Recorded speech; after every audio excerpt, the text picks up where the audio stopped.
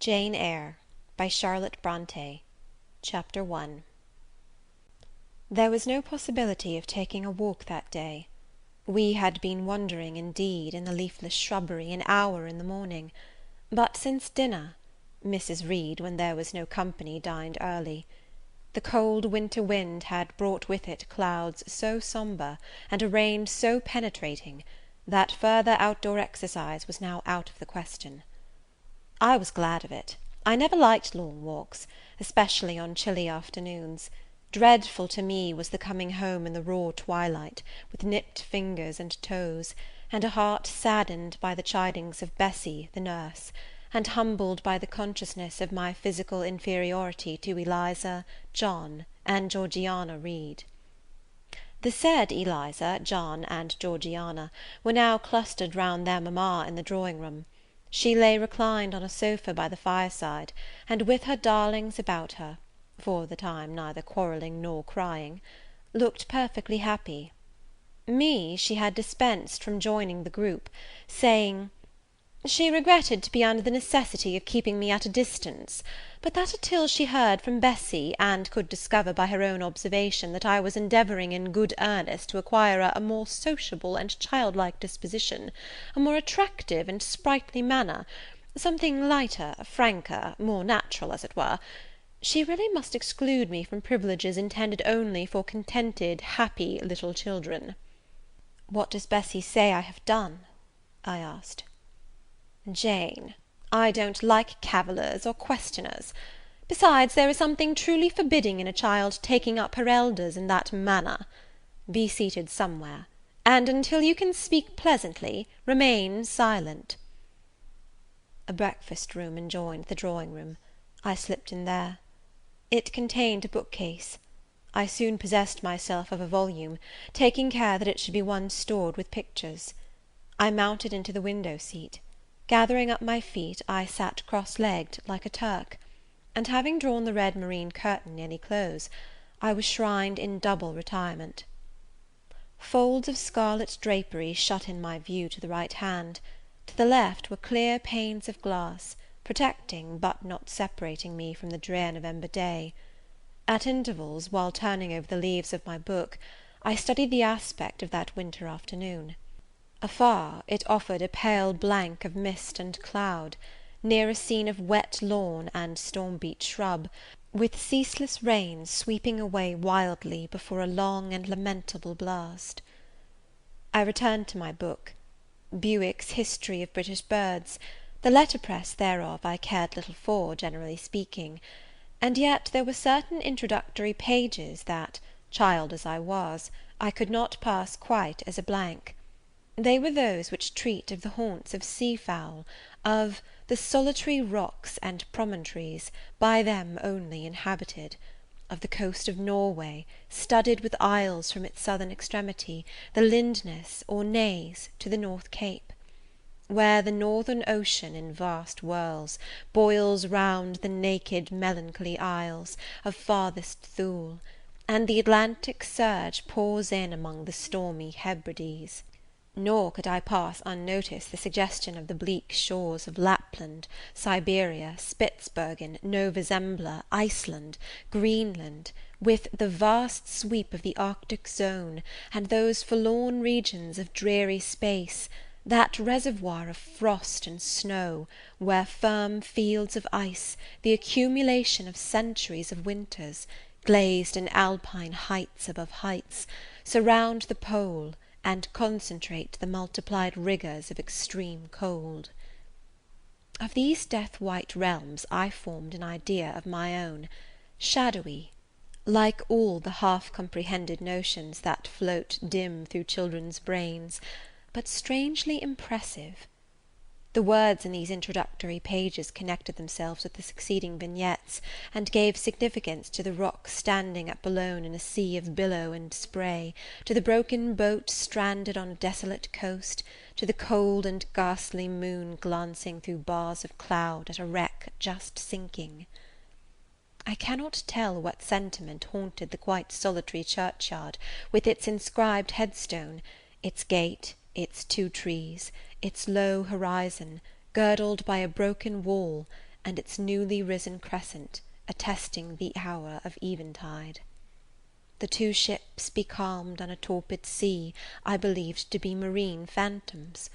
The fiend pinning down the thief's pack behind him I passed over quickly. It was an object of terror. So was the black horned thing, seated aloof on a rock, surveying a distant crowd surrounding a gallows. Each picture told a story, mysterious often to my undeveloped understanding and imperfect feelings, yet ever profoundly interesting.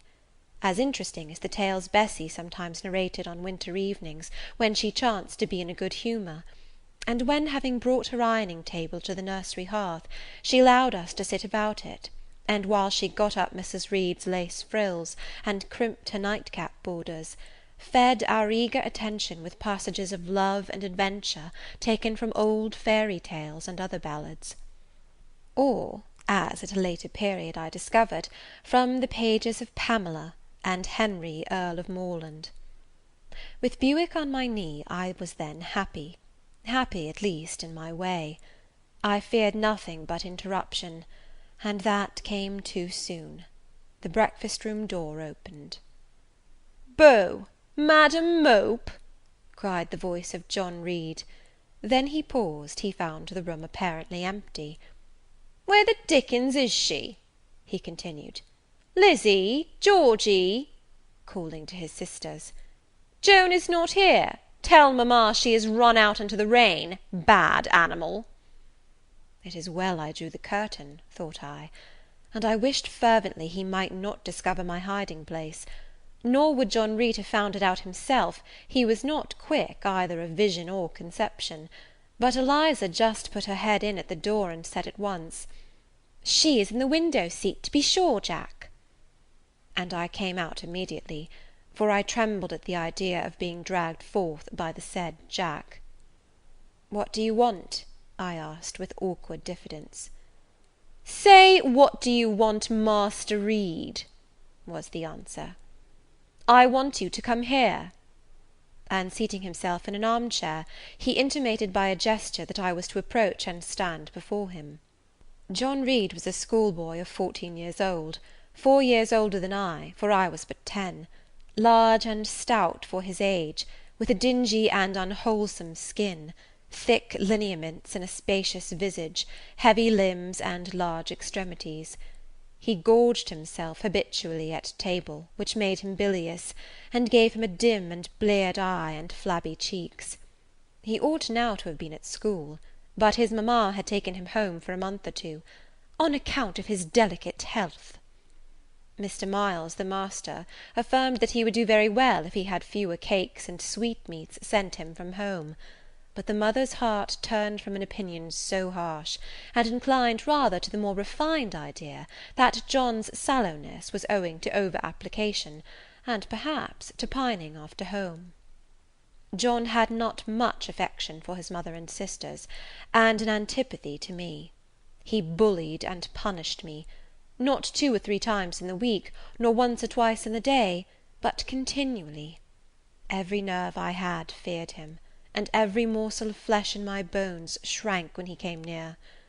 There were moments when I was bewildered by the terror he inspired, because I had no appeal whatever against either his menaces or his inflictions. The servants did not like to offend their young master by taking my part against him, and Mrs. Reed was blind and deaf on the subject. She never saw him strike or heard him abuse me, though he did both now and then in her very presence, more frequently, however, behind her back. Habitually obedient to John, I came up to his chair. He spent some 3 minutes in thrusting out his tongue at me as far as he could without damaging the roots. I knew he would soon strike, and while dreading the blow, I mused on the disgusting and ugly appearance of him who would presently deal it. I wonder if he read that notion in my face, for all at once, without speaking, he struck suddenly and strongly. I tottered, and on regaining my equilibrium, retired back a step or 2 from his chair.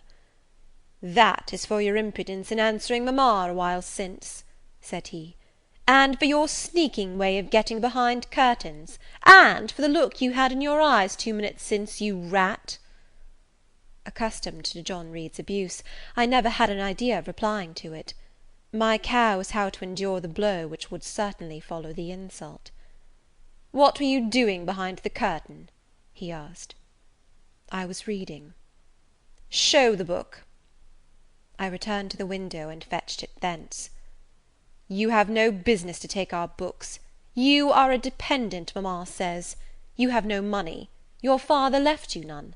You ought to beg, and not to live here with gentlemen's children like us, and eat the same meals we do, and wear clothes at our mamma's expense. Now I'll teach you to rummage my bookshelves, for they are mine. All the house belongs to me, or will do in a few years. Go and stand by the door, out of the way of the mirror and windows." I did so, not at first aware what was his intention; but when I saw him lift and poise the book, and stand in act to hurl it, I instinctively started aside with a cry of alarm. Not soon enough, however. The volume was flung, it hit me, and I fell, striking my head against the door and cutting it. The cut bled, the pain was sharp, my terror had passed its climax, other feelings succeeded. "Wicked and cruel boy," I said, "you are like a murderer, you are like a slave driver, you are like the Roman emperors." I had read Goldsmith's History of Rome, and had formed my opinion of Nero, Caligula, etc. Also I had drawn parallels in silence, which I never thought thus to have declared aloud. "What? What?" he cried. "Did she say that to me? Did you hear her, Eliza and Georgiana? Won't I tell mamma? But first—" He ran headlong at me. I felt him grasp my hair and my shoulder. He had closed with a desperate thing. I really saw in him a tyrant, a murderer. I felt a drop or two of blood from my head trickle down my neck, and was sensible of somewhat pungent suffering. These sensations, for the time, predominated over fear, and I received him in frantic sort. I don't very well know what I did with my hands, but he called me "Rat! Rat!" and bellowed out aloud.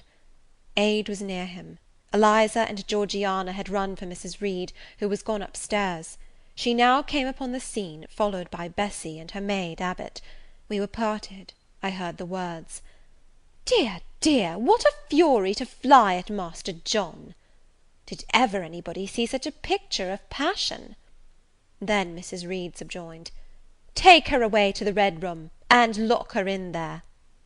4 hands were immediately laid upon me, and I was borne upstairs. Chapter 2